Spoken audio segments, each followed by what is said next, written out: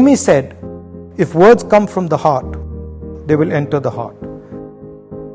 Last year, I spent 145 days walking across the land I call home. I started at the edge of the sea and walked through heat, dust and rain until I reached the soft snow of my beloved Kashmir. I wanted to know precisely what it was that I loved. Was it this land? Was it a people? Was it a set of ideas? Almost immediately after I began walking, my knee started to pain. Like a hungry wolf, it would follow me everywhere I went, waiting for me to stop. And then I started to notice something.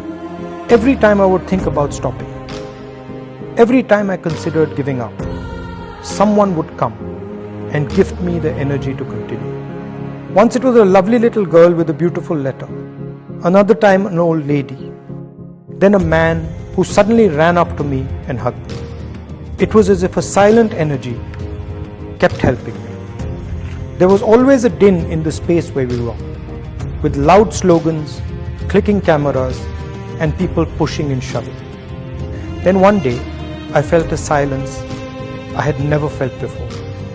I could hear nothing but the voice of the person holding my hand and talking to me. He was a farmer, and he spoke about his crop.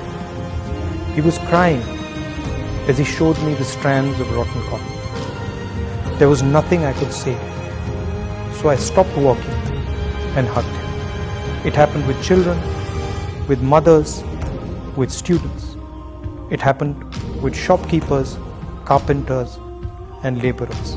It happened with soldiers. Now, I would almost never hear myself or the crowd. My attention would not move from the person who spoke into my ear.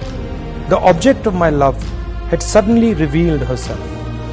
My beloved Bharat Mata was not a land. It wasn't a set of ideas. It wasn't a particular culture, history, or religion. It was the voice of every single Indian, no matter how weak or strong. India was the happiness, the fear, and the pain hidden deep inside all the voices. To hear India, my own voice, my desires, my ambitions had to fall silent. India would speak to one of her own, but only if one was humble and completely silent. How simple it had turned out to be. I had been looking in the river for that which could only be found in the sea.